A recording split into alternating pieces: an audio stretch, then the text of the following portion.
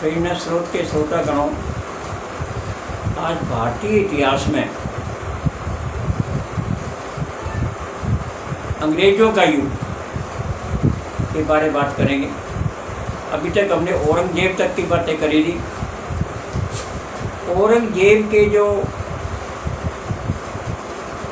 दक्षिण की नीति के कारण से और जो उत्तर में जो शासक थे वो स्वतंत्र हो गए थे, और औरंगजेब की मृत्यु के बाद उनके जो राज करने वाले थे वो कमज़ोर पड़ गए, और अलग अलग प्रांतों के जो शासक बना रखे थे वो उन राज्यों के मालिक बन गए। जैसे बंगाल में सोहरावर्दी, हैदराबाद, अवध, ये सब शासन के अलग अलग और वो शासक बन गए। तो इस प्रकार से औरंगजेब का राज कमज़ोर पड़ता चला गया और शासकों का राज अलग अलग आ गया। तो इससे सबसे पहले जो विदेशी, जो यूरोप वाले जिसको कहते हैं, जो आए, सबसे पहले वास्को डी गामा भारत में आए, गोवा में, और वहाँ पर राजा से इजाज़त लेकर के व्यापार करने की इजाज़त मांगी और उन्होंने व्यापार शुरू कर दिया। तो इस प्रकार से पुर्तगीज यात्री गाली जो है वास्को डी गामा, वो सबसे पहले भारत में आए थे। उन दिनों खोज का युग चल रहा था। पुर्तगाली यात्री ज़्यादा एक्टिव थे, और पुर्तगाली कोलंबस ने ये डिसाइड किया कि क्योंकि उन दिनों भारत जो सोने की चिड़िया कहलाता था और सब भारत से व्यापार करने का कोशिश करते थे, तो कोलंबस ने यात्रा शुरू की भारत के लिए, पर वो उल्टी दिशा में चले गए, पश्चिम की तरफ चले गए, जबकि उसको पूर्व की तरफ आना था। पश्चिम की दिशा से बहुत दूर प्रशांत महासागर आगे जाकर बड़ा दूर पड़ता था, और वो बहुत ही तकलीफ पा करके कुछ ही बचे लोग और अमेरिका पहुंच गए, उनके टापुओं पर पहुंच गए। उसी को उन्होंने भारत मान लिया, और धीरे धीरे करके उन्हीं टापुओं पर वो व्यापार करने लगे। और जातियाँ भी इसमें, बाकी फिर अंग्रेज भी थे और भी थे, सब उधर।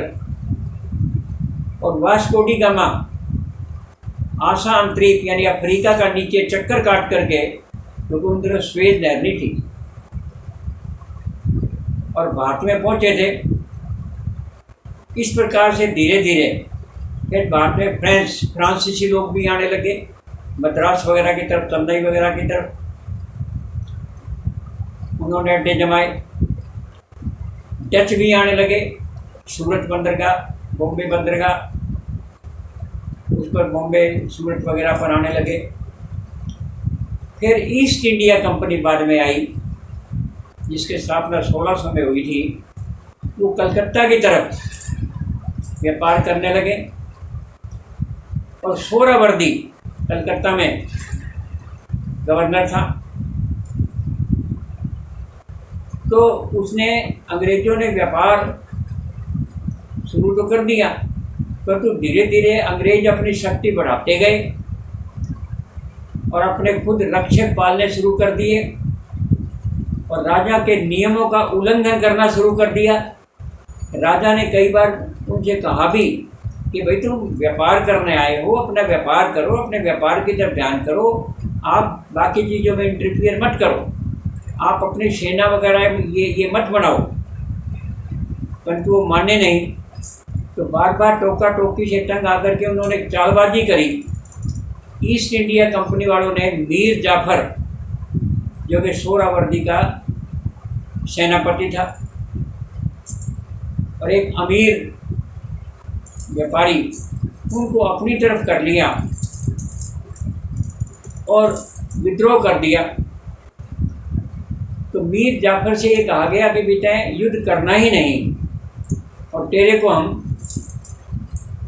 गवर्नर बना देंगे, शासक बना देंगे।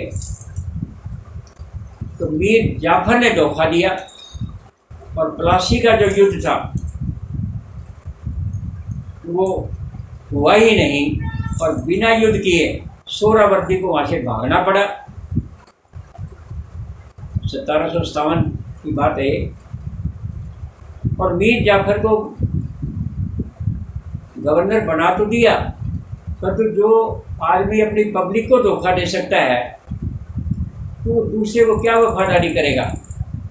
तो मीर जाफर ने भी वो अंग्रेज़ खुश नहीं थे, तो उनका दामाद था मीर कासिम। मीर कासिम को गवर्नर जनरल बना दिया, परंतु मीर कासिम जो था वो सोहरावर्दी की तरह से होशियार था, और वो उनके कंपनी वालों से फिर यही कहा कि भाई तुम बीच में हमारे राज्य के अंदर इंटरफेयर मत करो, अपने व्यापार की तरफ ध्यान दो। और इस प्रकार से मीर कासिम को भी हटा दिया गया। मीर कासिम भाग करके अवध आ गए। अवध के अंदर दिल्ली का जो गवर्नर था वो भी आया हुआ था, मुस्लिम जो गवर्नर था अवध का भी था। तीनों ने मिलकर के और अंग्रेज़ों पर अटैक करने की कोशिश करी। तो बक्सर के स्थान पर लड़ाई हुई।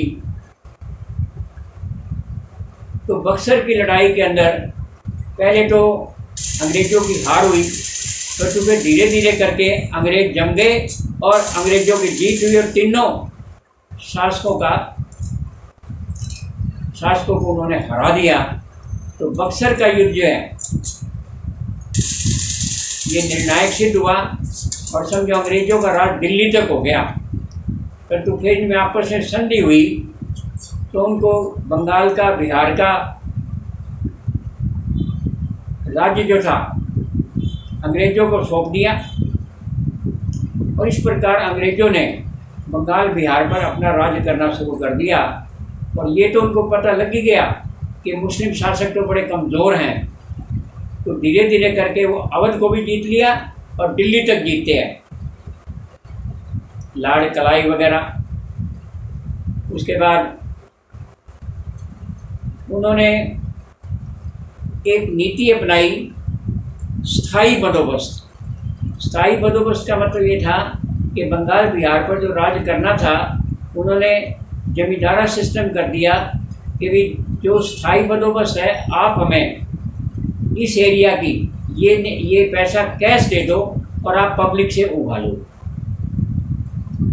पब्लिक से टैक्स आप इकट्ठा कर लो, और हमें तो इतना उन्होंने फिक्स कर दिया, वो स्थायी बंदोबस्त कर दिया। तो इससे क्या हुआ कि जो बीच के जो शासक बनाए गए, बीच के जो जमींदार बनाए गए, वो जो है किसानों को तंग करने लग गए, क्योंकि वो तो ज़्यादा से ज़्यादा टैक्स इकट्ठा करेंगे। भाई अंग्रेज़ों को चाहे वो पूरा टैक्स ना देते, पूरा टैक्स कैसे देंगे, वो अपना भी तो हिस्सा रखेंगे बीच में। तो उससे लोग दुखी हो गए, और अंग्रेज़ों को ये तो पता चल गया कि पब्लिक इससे दुखी है। फिर इन्होंने आगे और प्रबंध किए। एक इन्होंने सहायक नीति अपनाई, लॉर्ड डलहौजी ने। सहायक नीति में ये ऐलान किया आगे जा कर के, जब दिल्ली तक का उनका शासन हो गया और धीरे धीरे नीचे जा कर के फ्रेंच, अंग्रेज़ लोग फ्रांसीसियों से भी टकरा गए हैदराबाद में, तमिलनाडु में, और फ्रांसीसियों को भी हरा करके नीचे दक्षिण में भी अंग्रेज़ लोग फैल गए। फिर टीपू सुल्तान, हैदर अली वगैरह को यानी करके, और कर्नाटक वगैरह में भी इनका राज हो गया। और डच की जो बंदरगाह जो बॉम्बे, सूरत वगैरह थी, वो भी दहेज के रूप में और अंग्रेज़ों को मिल गई। इस प्रकार जो पुर्तगीज़ लोग थे उनका शासन तो थोड़ा बहुत उसी तरह रहा, गोवा वगैरह में, कालीकट वगैरह में, गोवा वगैरह में रहा। तो इस प्रकार से अंग्रेज़ों का शासन सारे फैल गया। तो लॉर्ड डलहौजी ने पहले जो वेल्लेस्ली थे उसने एक नीति अपनाई कि सहायक नीति। वो सहायक नीति क्या थी? जो कमज़ोर राजा थे उनकी मदद करने के लिए वो संधि होगी, उसके अंदर कुछ नियमों का पालन होगा। एक अंग्रेजी फौज राज में रखनी पड़ेगी, उसका खर्चा कौन देंगे? वो राजा ही देगा। और राजा पर किसी ने हमला किया तो वो अंग्रेज फौज उसकी मदद करेगी। तो इस प्रकार से जो कमज़ोर राजा थे और जो ताकतवर राजा थे, तो कमज़ोर राजा की वो मदद कर देते और ताकतवर राजा पर विजय प्राप्त करके इस प्रकार आपस में फूट डाल करके अंग्रेज़ों ने राज करना शुरू कर दिया। और जो जिसने सहायक नीति मान ली वो समझो अंग्रेज़ों का एक किस्म का गुलाम ही हो गया था, क्योंकि ना तो उनकी अपनी फौज थी, फौज भी अंग्रेज़ों की थी, तो मुकाबला करे तो किससे करे। इसी प्रकार से फिर आगे लॉर्ड डलहौजी ने लेफ्ट की नीति अपनाई। लेफ्ट की नीति में क्या था कि जो राजा जिसके संतान नहीं होगी वो राज अंग्रेजी राज में मिला लिया जाएगा। तो लेफ्ट की नीति के अनुसार जैसे झांसी का था, दत्तक पुत्र गोद भी लिया, परंतु उसने गोद वाले पुत्र को माना नहीं और झांसी की रानी झांसी का राज अपने राज में शामिल करने का प्रयास किया। इसी प्रकार से नागपुर था, सतारा था, कई राज ऐसे थे जिनके आगे संतानें नहीं थी और उनको शामिल कर लिया गया। ये सब चीज़ें जाकर के 1857 का विद्रोह, उसको हम विद्रोह नहीं कह सकते, हो गया। तो 1857 का विद्रोह के कारण क्या थे, उसका फैसला के उसमें वो लड़ाई कैसे हुई और उसमें उसको असफलता मिली तो उसके कारण क्या थे, ये मुख्य मुख्य बातों पर विचार करेंगे कि 1857 के अंदर एक तो जितने रजवाड़े थे जिनके साथ न्याय नहीं किया गया था, खासतौर से झांसी का था, ये सब लोग विद्रोही बन गए। और जो भारतीय सैनिक थे उनको मान सम्मान नहीं दिया जाता था, पूरी तनख्वाहें नहीं दी जाती थी। इस प्रकार से वो भी नाराज़ हो गए। खेतिहर थे, मजदूर थे, उनके भी खिलाफ कानून बनने लग गए। सभी लोग अपने अपने में और विद्रोह कर दिया। तो 1857 को हम विद्रोह नहीं कह सकते, बल्कि स्वतंत्रता संग्राम कहेंगे। उन्होंने आज़ादी के लिए, भारत को आज़ाद कराने के लिए, तो उसको विद्रोह नहीं कह सकते, हम आज़ादी के लिए संघर्ष कहेंगे। सब ने मिल करके, चाहे वो कानपुर के तात्या टोपे थे, चाहे रानी झांसी थी, सब ने मिल करके और दिल्ली के जो आखिरी बादशाह थे उनको अपना नेता बना लिया। और इस प्रकार से विद्रोह शुरू हो गया।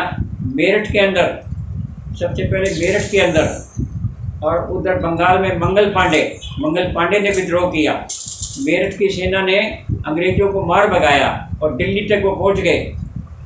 तो दिल्ली में आते आते पंजाब से और अंग्रेज लोग अपनी सेना लिए आए, उनके पास हथियार थे। और इस प्रकार थोड़े समय के बाद जो था पासा पलट गया। रानी झांसी भी युद्ध करते करते मारी गई। तात्या टोपे ने भी डट के मुकाबला किया।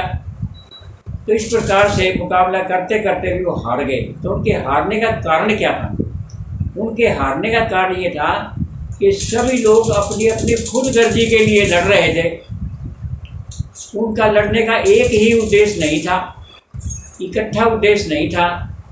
और अंग्रेज़ों के पास जो आधुनिक हथियार थे, आधुनिक फौजें थी, वो उनके पास, भारतीयों के पास नहीं थी। तो कुछ कारण ऐसे बने कि जिसके हमें सफलता नहीं मिली। परंतु हाँ, एक ज़रूर बात होगी। एक तो बात ये होगी कि ये ज़रूर पता चल गया कि भारतीय लोगों को अगर इकट्ठा किया जाए, ढंग से इकट्ठा किया जाए, तो हम जो है आगे विजय प्राप्त कर सकते हैं।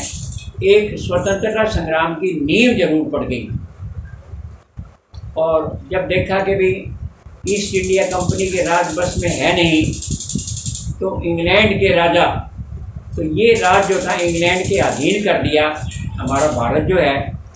और इस प्रकार डायरेक्ट जो है ब्रिटेन ईस्ट इंडिया कंपनी से राज लेकर के और डायरेक्ट जो है ब्रिटेन के अंडर में हमारा देश हो गया। आज यहीं तक, इसके बाद आगे बात करेंगे। Thank you, so kind of you.